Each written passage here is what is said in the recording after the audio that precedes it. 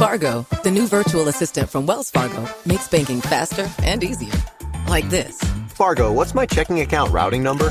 And this. Fargo, turn off my debit card. And this. Fargo, what did I spend on groceries last month? And that's just the beginning. Do you, Fargo? You can. In the Wells Fargo mobile app. Learn more at wellsfargo.com/getfargo. Terms and conditions apply. Your mobile carrier's availability and message and data rates may apply. Wells Fargo Bank, N.A., member FDIC.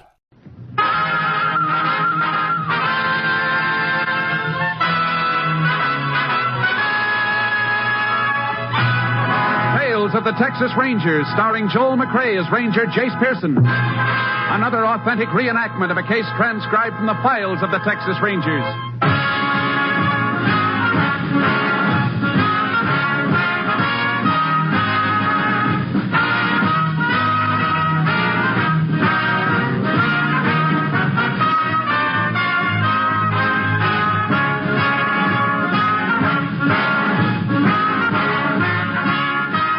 Dates and places in the following story are fictitious for obvious reasons. The events themselves are a matter of record.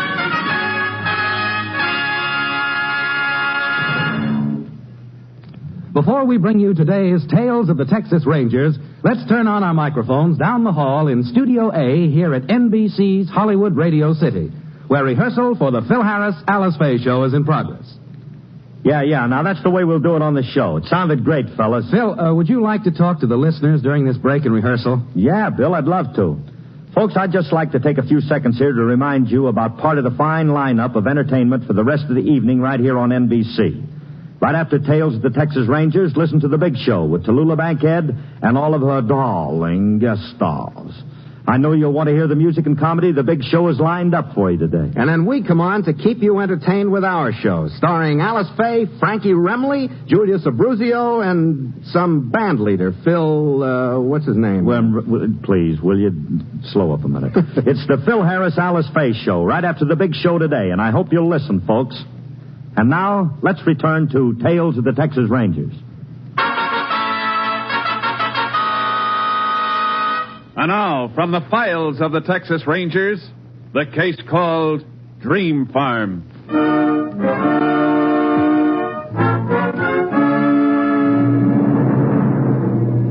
It is 7:40 p.m., June 12th, 1941. On a deserted stretch of highway through a thinly populated area of Texas, a sedan pushes to the southwest, towing behind it a small, heavily loaded two-wheeled trailer. In the front seat of the car, there are three people. A man, his wife, and their 12-year-old son.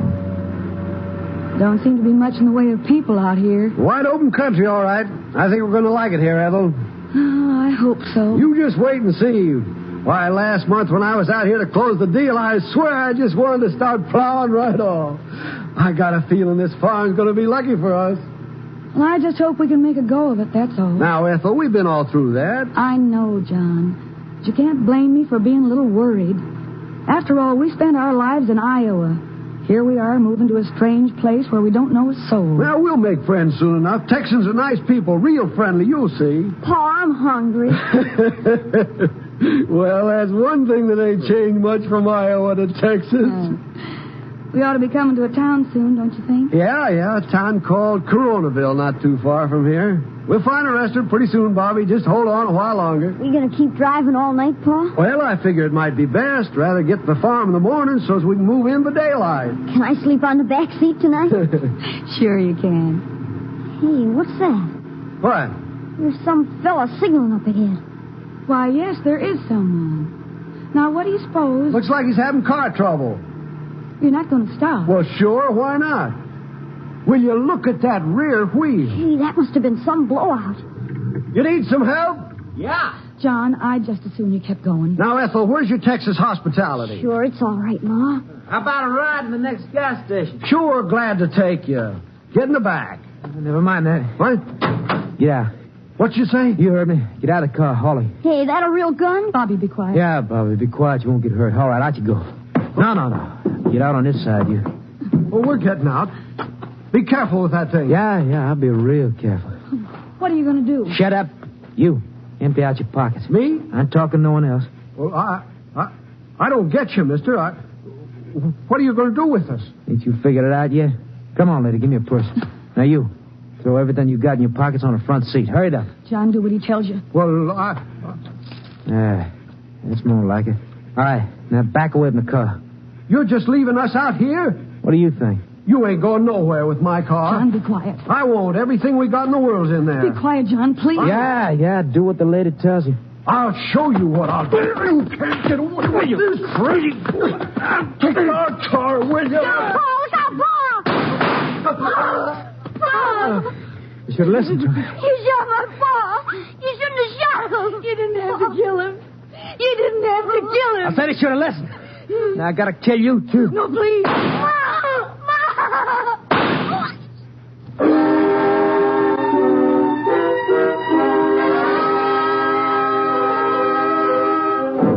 At 1:20 the following morning, the 3 bodies were discovered by a state highway patrolman.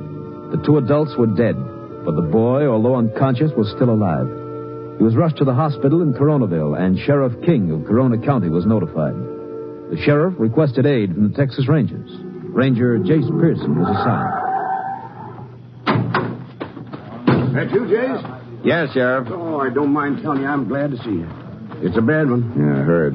Where are they? Oh, come on, I'll show you. JP been out yet? Yeah, he ought to be along soon. Well, there they are, Jace. Not very pretty. No, never is. You been over the area yet? Yeah, didn't find much. Went over the car for prints. Looks like there might be a couple of good ones there. Well, our lab crew will be out pretty soon. They'll check them. Hold your flash on the body, Sheriff. I want to have a look. How's that? Okay. Powder burns on the clothing. He was shot from pretty close up. Yeah, same with the woman, Jace. The boy, too. You talked to him yet? The boy? Last I heard, he was still unconscious. Is he going to be all right? That's hard to tell you. Doc says he may come through okay. It's a tough break for the kid. These his folks? Yeah, I reckon they are. Aren't you sure? Not exactly. Hospital found this wallet in the boy's pocket, but these 2 had nothing on them. No papers, driver's license, nothing. No money either, I suppose. Yeah, that's right. Let's see what you got from the kid. A library card from Clinton, Iowa, made out to Robert Elwood. And here's a card from the Boy Scouts, Troop 47, Clinton, Iowa, made out to Robert Elwood. I already notified the Clinton police, Jace. They're trying to find out if the boy was traveling with his folks. Mm-hmm. What about this car, Sheriff? I noticed it's got Texas plates. Yeah, it's on the hot car list. Stolen night before last in Rhineville. Killer could have taken their car when this one broke down. Rhineville, you said? Mm-hmm. Up north. Figured the killer's heading south, Jace? Up to this point, he was. I think I'll go into town, Sheriff. The boy's conscious. I want to talk to him. I'd like to talk to him myself. I'll go along.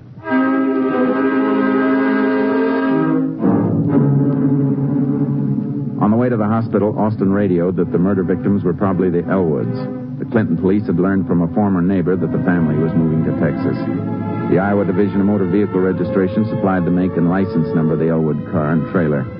We relayed this information to all Texas law enforcement agencies. It was 3:40 a.m. when the sheriff and I arrived at the hospital. Robert Elwood was out of his coma, but was still very weak.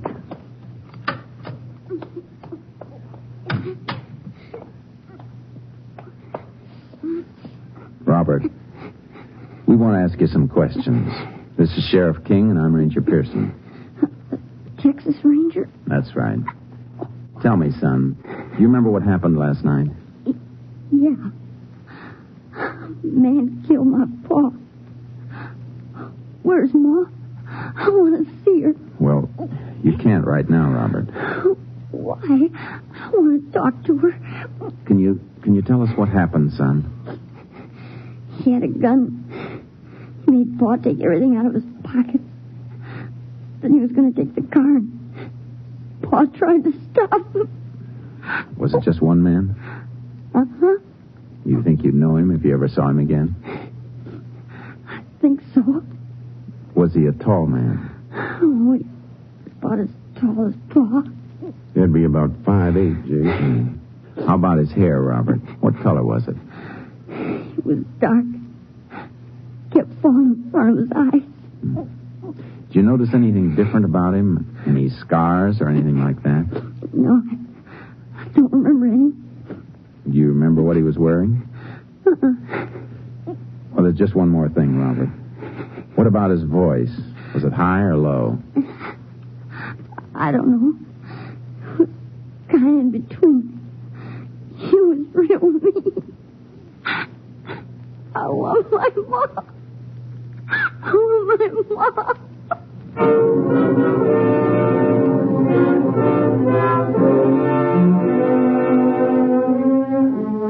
I reported Robert Elwood's description of the killer to headquarters and then turned in for some sleep. 2 hours later, a phone call from Austin woke me up. The Elwood car had been found abandoned on Highway 346 near Burton, Texas, about 100 miles away. Sheriff and I were there by 8:45. Patrolman Hartnett reported that when he'd found the car at about 7, it was out of gas. The trailer was missing. We started checking. I think I'll take a look through the glove compartment. What do you suppose he did with that trailer, Jace? Must have been slowing him down, so he unhitched it. I expect it'll turn up in the brush somewhere between here and Coronaville. Yeah, I reckon so. That patrolman said when he found the car, the motor was still warm. Yeah, killer must have left it around 6:30, maybe a little later. Yeah, he's only a couple hours ahead of us then.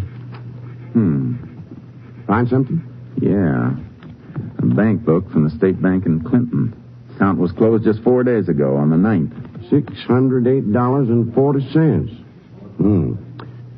Figure Elwood had the money with him? I know he had it with him. The killer's probably got it. Hey, look at this slip. It was stuck in the bank book. Yeah. List of numbers. Serial numbers, record of traveler's checks. It's supposed to be filled out and kept in the safe place in case any of the checks are lost. Hey, he had 10 50s, $500. Yeah, but you can see where he's checked off the top 2 numbers. Elwood probably cashed those checks himself. Yeah. Then the killer's still got $400 worth. Jace, you don't think he'd take a chance and try to cash him? He might. $400. It's enough to tempt a man who'd shoot 3 people in cold blood. But he'd have to sign Elwood's name when he cashed him. Match his signatures already on the checks. Well, might even need identification. He's got identification. Don't forget the killer took Elwood's wallet. As for the signatures, well, a lot of people can be fooled. Yeah. One thing's certain. If he's going to cash him at all, he'll try to do it in a hurry. He's not going to hang on to him any longer than he has to. Then you reckon he's already got rid of him? I don't think so. He hasn't had much of a chance. Why not? He could have cashed him anywhere between here and Coronaville. He'd have a hard time cashing $400 worth of checks in an all-night restaurant. Bank's his best bet. Yeah, but what bank? There'll be 50 of them in this county, opening in 5 minutes. If he left here at about 6:30 and got into Burton around 7, he might just wait for the banks to open there. We better get to Burton, and fast.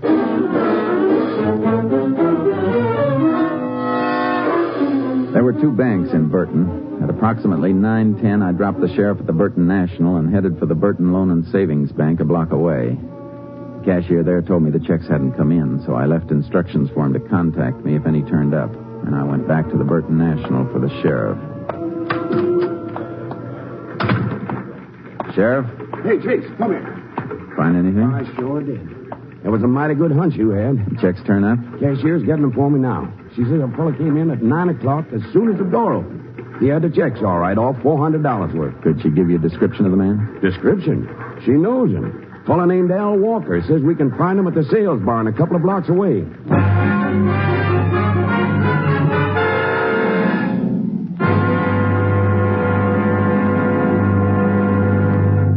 In just a moment, we will continue with Tales of the Texas Rangers, starring Joel McRae as Ranger Jace Pearson.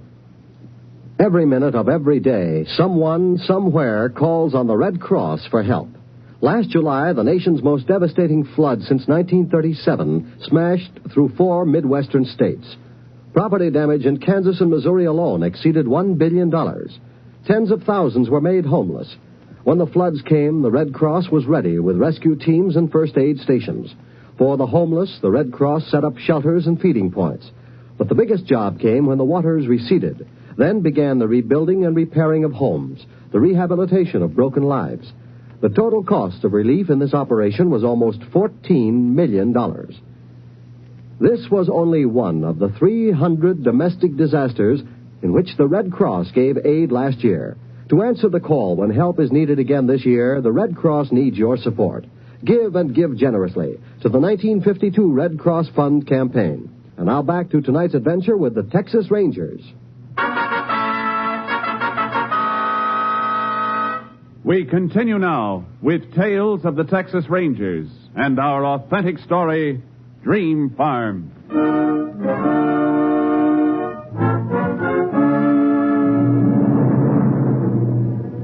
We found Al Walker at the sales barn a couple of blocks away. Sign over the entrance read Al Walker, proprietor. There was no loft, and all the feed was neatly stacked at one end of the building. A small glassed-in office was at the other end.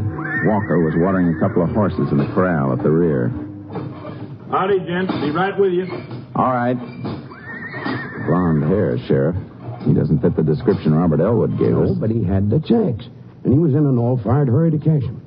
Might be best not to mention the killing, Sheriff. Well, that's what I was thinking. Now then, gents. You're Al Walker? That's me, all right. Can I help you? You can answer some questions. All right. This is Sheriff King. I'm Ranger Pearson. Oh, right pleased to meet you. Come on in the office, gents. What kind of questions? You cashed some traveler's checks at the Burton National Bank a little while ago. Yeah, that's right. $400 worth. Something wrong? Where'd you get them? Oh, a fellow brought him in this morning. He come in about 8 o'clock, just as I was opening up. Have a seat, Ranger, Sheriff. No, thanks. Did he say his name was John Elwood? Well, yeah, that's what he said. Can you describe the man, Mr. Walker? Well, I reckon so. He's a big fella. Big? About your height, anyway. He's kind of heavy, too. What color was his hair? Oh, he had well, let me see now. He had light hair. Would you say it was as light as yours? Yeah. Come to think of it, it was. Uh-huh. What time did you say he came in, Mr. Walker? Just about 8. You always open that early? Oh, I generally open at 6. Sell a lot of feed to the farmers around here, and they do business pretty early. Went to a lodge meeting last night, though wife's out of town. Stayed out late, so I kind of overslept this morning. What time did he leave here? Oh, it was 8:30 or so. I closed up about 20 minutes later so as I could go down to the bank and cash the checks. He was here about a half an hour then? That's right. It'd take you that long to cash the checks for him? Well, he bought something. He come in here to buy a horse. To keep a little stock, you know. Sold him a saddle and bridle, too. What did his bill come to? It was $150. You got a record of the sale, Mr. Walker? Why, no. As a matter of fact, I didn't have time to enter it in my book. What about the rest of the checks? Well, after he paid me for the stuff he bought, he asked me to cash them other checks. I give him $250 in cash. You had that much cash at 8 o'clock in the morning? No, I always keep a few $100s overnight on account of opening up before the bank does. Mr. Walker, did he sign those checks in front of you? Well, sure. He signed them in front of me. Uh-huh. Let me see the checks, Sheriff. Yeah. Here you are, Jace. See the 2 signatures on this check, Mr. Walker? Yeah? They don't match very well. They don't? What's wrong with them? Well, take a look. You see the difference here and here? Well, they look all right to me. I couldn't tell the difference. You mean it ain't his right signature? The checks were stolen, Mr. Walker. This isn't John Elwood's signature at all. Stolen? How tall did you say that fellow was? What? Oh, he was a big fella. How big? I don't know. He's 6 feet, maybe taller. You mean these checks are no good? I ain't going to lose my $400, am I? Reckon you will unless we catch up to the fellow who's got it.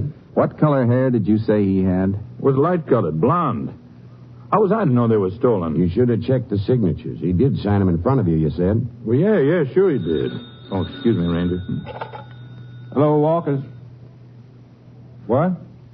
Oh, yeah, he's here. Just a minute. It's for you, Ranger. Pearson speaking. What time did they come in? All right, we'll be right over. Thanks. Mr. Walker, we'll have to pick up our conversation a little later. You stick around. Well, sure, I ain't going nowhere. Come on, Sheriff. What's up, Jace? It was the highway patrol. Austin identified a fingerprint from the car found at the scene of the killing. Yeah? Whose was it? A fellow named Sam Bradley. He got his mug shots at the patrol office.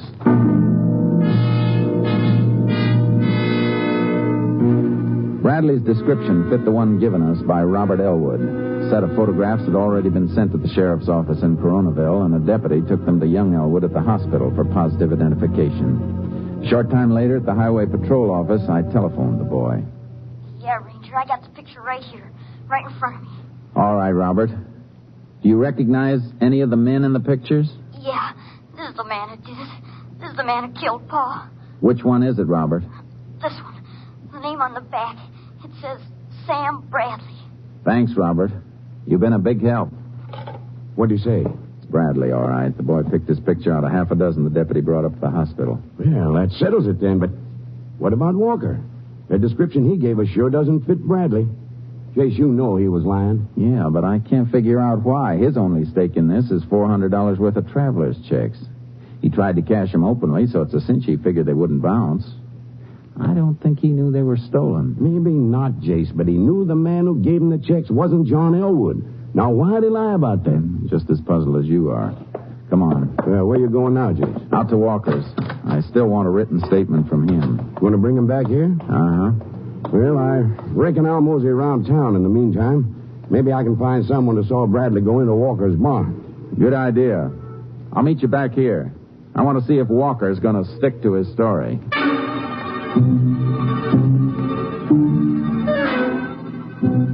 When I got to Walker's, the barn was closed up tight.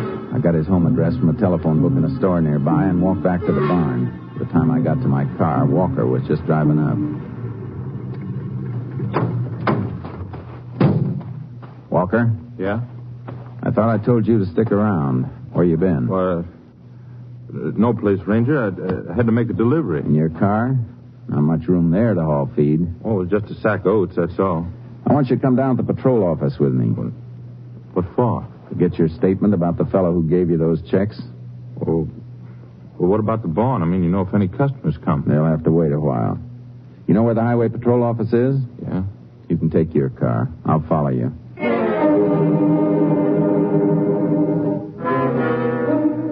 At the station, Walker's story began to change slightly. His statement said that the man who cashed the checks was about 5 feet 10 inches tall. Earlier, he'd told us that the man was over 6 feet. It was 12 noon when the stenographer completed typing the statement, and I took it into Walker to sign.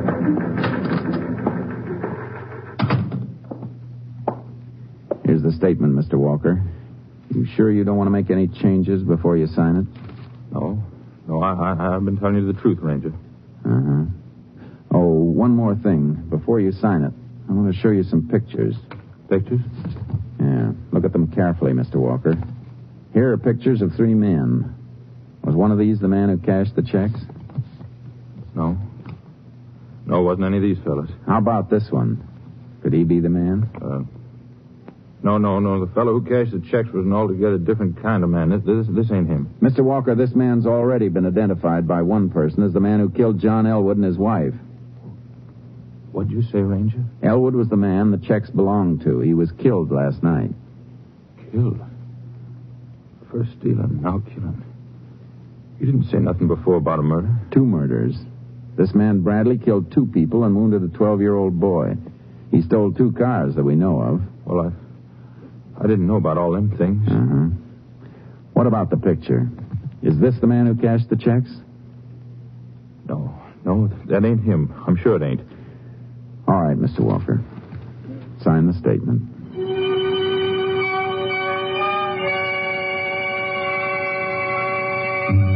Walker was afraid. He couldn't miss it. But I didn't know what was bothering him or why. After he signed the statement, I let him go. A few minutes later, the sheriff came into the office. He had a newspaper in his hand. Jace, is that Walker I just saw pulling away? Yes, Sheriff. He signed a statement, so I let him go. Well, we'd better get him right back again. Take a look at this newspaper. Burton Herald. What about it? Did Walker identify the picture of Bradley? No. Well, take a look at that item I marked. It'll tell you why he didn't. Mrs. Nancy Walker, wife of Al Walker, proprietor Walker Sales Barn, is in Fort Worth visiting her sister. Mrs. Walker is the former Nancy Bradley. Get it, Jace? I checked around as soon as I got a load of this item, and it fits. Mrs. Walker has a brother named Sam Bradley. Walker's his brother-in-law. We raced out to Walker's Sales Barn, but it was still closed, so we headed out toward his home located in a farm section west of town. Half a mile from there, we spotted Walker's car turning into the driveway and saw him rush into the house. We parked a short distance away and covered the rest of the ground on foot, approaching the house from the rear. Let's move up to that open window, Sheriff. Right, Jace. You went food. Nothing in the house to eat. Sam, you fool. Where you been? I've been looking all over for you. I took a bus over to Hazelton. Bought me new suit. What's bothering you, huh? So you're all right now spending my money. Well, I don't care. You can take the money, but you just got to get right out of here as fast as you can. You know, wait a minute. What do you mean spending your money? I thought you told me you got them checks from a friend of yours. Why, sure. What about it? You and your stories. It's just like I told you, huh? We were playing cards last night and the place was raided. This fellow was afraid if he showed himself, he'd get caught. That's why he asked me to cash the checks. I knew you wouldn't mind. So that's it. Sam, don't you lie to me. You didn't have no friend. You signed them checks. They were stolen. Stolen? I know all about it. I lied for you at first because you told me you and your friend Elwood was ducking a gambling raid. Then I find you stole the checks. Now I find there's a couple of killings besides, and I'm mixed up in it. Now you get out of here. Look, who you been talking to? There's been a ranger around asking questions. That's who. Did you tell him anything? Not yet. But if I didn't have to lie to save my own hide, I'd have turned you in, brother-in-law or no brother-in-law. All right, Sheriff. Cover me through this window. I'm going in. Get out of here right away. Watch I'll yourself. tell you all good. I'll leave tonight when it's dark. You get out of here right now. I'm not getting myself hung for you. But you know I can't go now. All right, Bradley. Don't move. Sam's the ranger. Well, you turning over behind the Drop that gun, Bradley. Throw your gun over here. All right.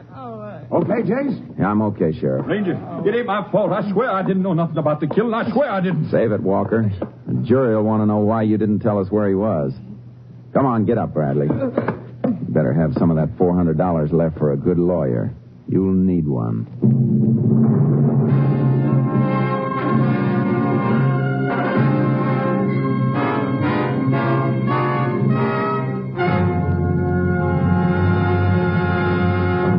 In just a moment, we will tell you the results of the case you have just heard. This is George Hicks reporting. I'm now in New Hampshire for NBC. The names are Taft, Eisenhower, Truman, Kefauver, and Stassen. We'll bring you the report soon on this first state presidential primary. This evening, NBC will present a broadcast of great interest to you in this election year. This is W.W. Chaplin inviting you to follow the campaign of the next president on NBC. Yes, from Concord, New Hampshire, the scene of the important New Hampshire primary election, NBC brings you surveys, reports, and comments by New Hampshire voters and party leaders.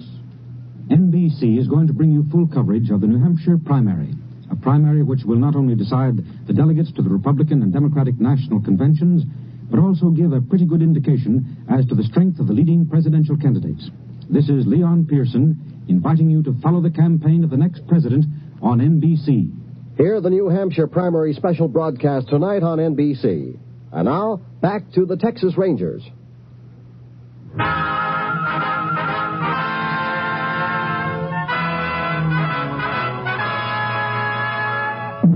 And now, here are the results of the case you have just heard.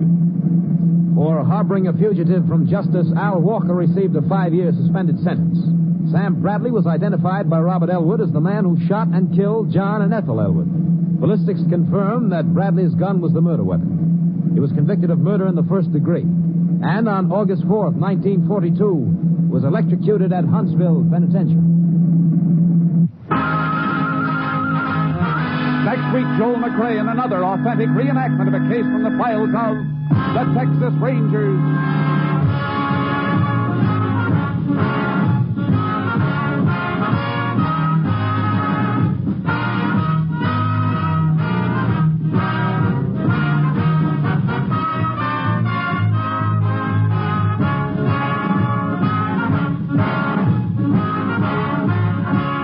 Joel McRae will soon be seen in San Francisco Story, a Warner Brothers release. The part of Robert Elwood was played by Richard Beals. Ethel and John Elwood were Barbara Luddy and Tom Tully. Tony Barrett was Sam Bradley, and Barney Phillips was Al Walker. Ken Christie played the part of the sheriff. Technical advisor was Captain M.T. Lone Wolf Gonzalez of the Texas Rangers.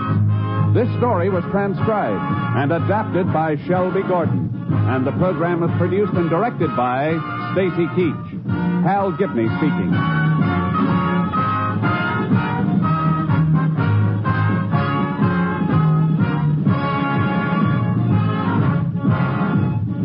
Next, The Big Show brings you 90 minutes of drama, comedy, and music on NBC.